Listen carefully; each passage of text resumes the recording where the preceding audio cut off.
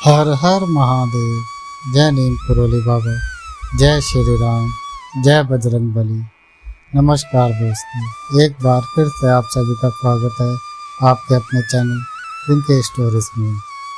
क्या आपने कभी सोचा है कि रात 8 बजे के बाद आपके जीवन में क्या परिवर्तन हो सकता है? क्यों कुछ संत और महापुरुष हमें रात समय के बाद कुछ कार्य करने से मना करते हैं? आज हम नीम करोली बाबा की शिक्षाओं के माध्यम से इस रास्ते से पर्दा उठाने वाले हैं। इसलिए यह वीडियो आपके जीवन को एक नई दिशा देने वाला है, इसलिए इसे अंत तक जरूर देखिएगा। आइए प्रारंभ करते हैं आज के इस दिव्य अध्याय को। नीम करोली बाबा, जिन्हें लोग प्यार से महाराज जी कहते हैं, एक ऐसे महान संत हुए हैं जिन्होंने अनगिनत लोगों को आध्यात्मिक मार्गदर्शन दिया है। वे प्रेम, भक्ति और सेवा को ही जीवन का मुख्य लक्ष्य मानते थे। बाबा जी ने सिखाया कि मनुष्य का हर कार्य एक ऊर्जा से संपन्न करता है और हमें अपनी ऊर्जा को सही दिशा में लगाना चाहिए। रात 8 बजे के बाद सतर्क रहने की सलाह भला क्यों दी जाती है? नीम करोली बाबा कहते हैं कि रात 8 बजे के बाद हमारे मन और शरीर की ऊर्जा बदलने लगती है। इस समय नकारात्मक शक्तियाँ अधिक सक्रिय होती हैं और यदि हम गलत कार्य करें तो यह ऊर्जा हमें प्रभावित कर सकती हैं। आइए जानते हैं वह कौन कौन से कार्य हैं जो हमें रात 8 बजे के बाद करने से बचना चाहिए और क्यों। सबसे पहला, गलत भोजन का सेवन करना। महाराज जी कहते हैं कि रात में कभी भी आपको नकारात्मक ऊर्जा चल जो कि तामसिक रूप से पूरी तरह से शुद्ध हो, ऐसा भोजन करने से बचना चाहिए। क्योंकि आप सोचिए कि ऐसा समय में जिस समय ऋणात्मक ऊर्जा हो का प्रभाव ज़्यादा रहता है, उस समय में यदि नकारात्मक भोजन अर्थात नकारात्मक ऊर्जा का सेवन आप करेंगे तो आप सोचें कि नकारात्मकता के ऊपर और ज़्यादा नकारात्मकता आपके जीवन में आप स्वयं जोड़ने जा रहे हैं, वह भी ऊर्जा के माध्यम में। तो सोचिए कि आपसे अच्छे कार्य भला कैसे होंगे। तो इसीलिए नकारात्मकता के प्रभाव को रोकने के लिए इस समय आपको बहुत ही सतर्क रहने की सलाह दी जाती है। दूसरा कार्य, रात के समय हमारा मस्तिष्क दिन भर की घटनाओं से थका हुआ होता है। जैसे आप सब ने देखा होगा कि हम सभी किसी न किसी कार्य क्षेत्र से जुड़े हुए हैं और जब इस कार्य से हम बाहर निकलते हैं तो शांत दिमाग की व्यवस्था में ऐसी चीज़ें ज़्यादा चरमन होती हैं जो कि हमने दिन भर में की होती हैं। तो ऐसे समय में जब हमारी ऊर्जा कम हो रही होती है और थके हुए दिमाग में पूरे दिन की जो घटनाएं हैं वह आने लगती हैं, तो इस समय किसी से भी बहस करने से या गुस्सा करने से नकारात्मक ऊर्जा बढ़ जाती है। अर्थात ऐसे समय में आपको क्रोध और वाद विवाद से हमेशा बचना चाहिए, क्योंकि ज़्यादातर ऐसा देखा गया है कि जब नकारात्मक प्रभाव में व्यक्ति होता है या नकारात्मक शक्तियों के घेरे में ज़्यादा जिस समय मनुष्य होता है, उस समय ही क्रोध, वाद विवाद या किसी से भी ऐसे उलझने से हमें परहेज करना चाहिए। वैसे तो मैं यही कहना चाहूँगा कि क्रोध करना और किसी से भी वाद विवाद करना बहुत ही गलत बात है। क्रोध और वाद विवाद से तो मनुष्य को हर समय में बचना ही चाहिए, लेकिन इस समय क्योंकि नकारात्मकता का प्रभाव बढ़ा हुआ होता है, तो ऐसे समय में विशेष ध्यान आपको रखना है, स्वयं को रोकना है इन चीज़ों के प्रभाव में आने से, जिससे आपके घर का वातावरण अशांत ना हो।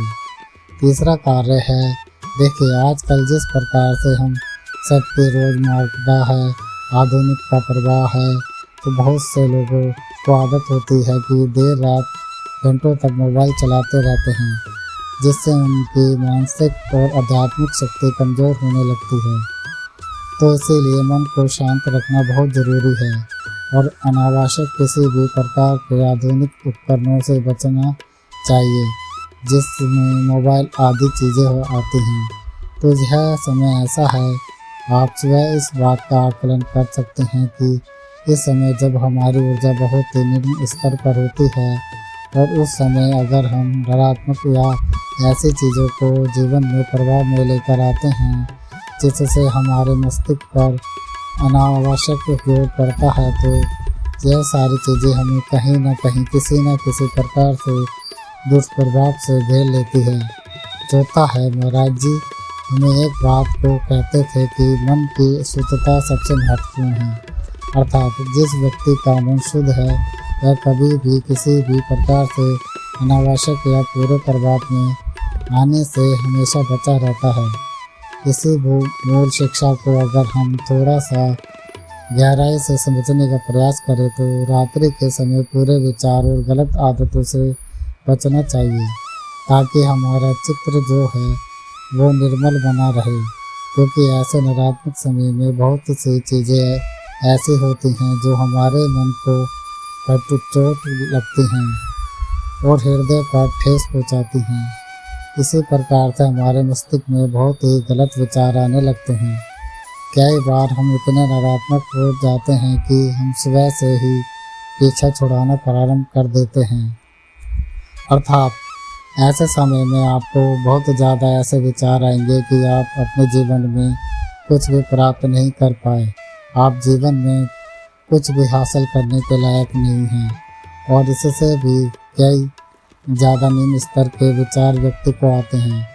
तो ऐसे समय में आपके मस्तिष्क में हमेशा एक चीज़ का ध्यान करना है कि यह समय यह थोड़ा सा नकारात्मक आपको बनाना चाह रहा है, जबकि आप इसके आवेश में आप इसके प्रभाव में बिल्कुल ना आएंगे, क्योंकि आप जानते हैं यह समय थोड़ा सा मन को थकाने वाला होता है।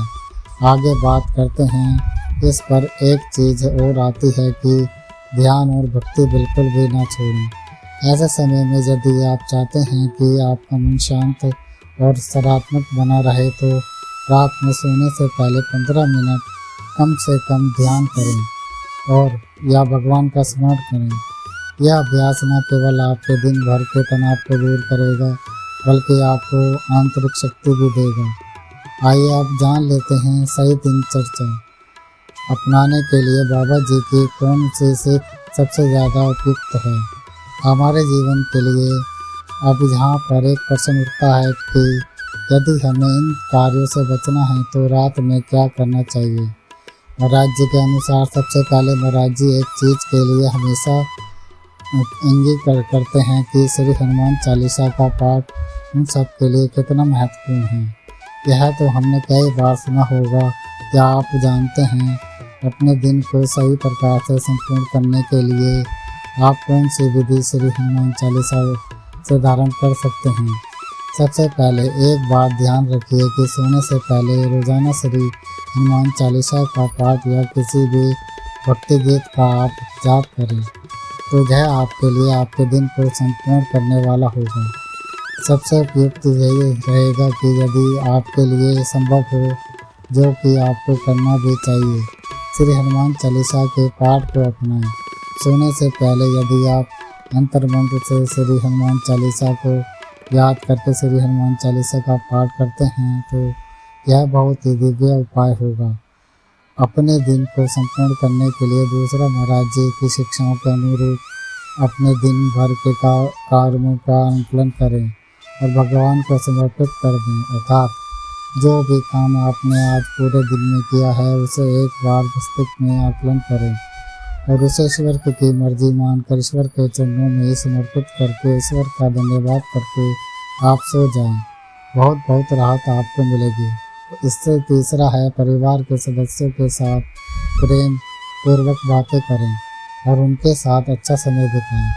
इससे आपके मस्तिष्क को बहुत ही आराम मिलेगा और साथ साथ में आपका जो चित्र है वह शांत हो जाएगा। आप किसी भी विधि के से यदि ध्यान करते हैं तो सोने से पहले कुछ ही मिनटों का आप ध्यान करें और सकारात्मक विचारों के साथ सोएं। हर दिन को एक नया अवसर मानकर उस दिन का आप स्वागत करें। पुनीत पुरोरी बाबा कहते हैं कि जीवन में छोटी छोटी आदतें ही बड़े बड़े परिवर्तन लाने में सक्षम हो पाती है। यदि आप अपने जीवन में इन शिक्षाओं को अपनाएंगे तो आपकी ऊर्जा सकारात्मक तो होगी ही, इसके साथ साथ में आपका जीवन भी खुशहाल बनेगा।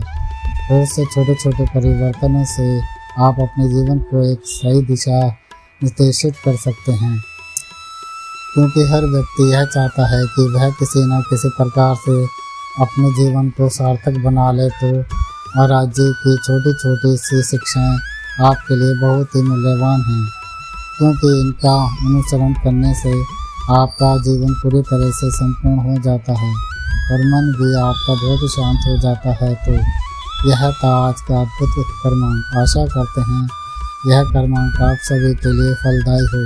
इसी कामना के साथ समय आ गया है विदा लेने का, और विदा लेने से पूर्ण समय है रोजाना की प्रार्थना करने का।